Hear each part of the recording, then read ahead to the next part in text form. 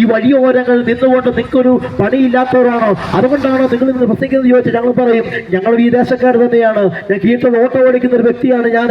പക്ഷേ എന്തുകൊണ്ടാണ് ഈ പ്രദേശത്ത് നിന്നുകൊണ്ട് ഞാൻ ജനിച്ച ഈ സ്ഥലത്ത് കീഴ്ത്തോട് മണ്ണിൽ ജനിച്ച ഞാൻ എന്തുകൊണ്ടാണ് ഈ സ്ഥലത്ത് നിന്ന് പ്രസംഗിക്കാൻ കാരണമെന്ന് ചോദിച്ചാൽ, ഒരു കാലത്ത് ആർക്കും വേണ്ടാത്ത ഒരു കാലം ഞങ്ങളുടെ ജീവിതത്തിലുണ്ട്. വീട്ടിൽ സമാധാനമില്ലാതെ സന്തോഷമില്ലാതെ ഈ ലോകത്തിന് വേണ്ടി ജീവിച്ച ഒരാളാണ്. പക്ഷെ എന്റെ ജീവിതത്തിന്റെ അകത്ത് മാറ്റം വരുത്തിയൊരു മാർഗമാണ് യേശു ക്രിസ്തുവിന്റെ സുവിശേഷം. അതുകൊണ്ട് യേശു ആരാണെന്നുള്ള ചോദ്യത്തിന് ഒത്തിരി ഉത്തരങ്ങൾ നമുക്ക് പറയാൻ കഴിയും.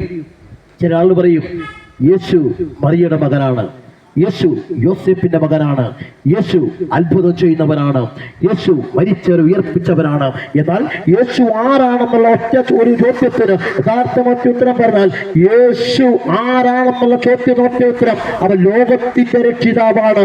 പാപത്തിന്റെ ശമ്പളമായ മരണത്തിൽ നിന്ന് നമ്മളെ രക്ഷിപ്പാൻ പിതാവായ ദൈവം തന്റെ പുത്രനായ യേശു ക്രിസ്തുവിനെ ഈ ഭൂമിയിലേക്ക് അയച്ച് ഏകദേശം 33 തിരുവയസ്സ് വരെ ഈ ഭൂമിയിൽ ജീവിച്ച് അനേക അത്ഭുതങ്ങൾ അടയാളങ്ങൾ ചെയ്ത കർത്താവ് 33 തിരുവയസ്സിൽ കർത്താവ് മരിക്കുവാൻ വേണ്ടി ഏൽപ്പിക്കപ്പെട്ടു. എന്തുകൊണ്ട്?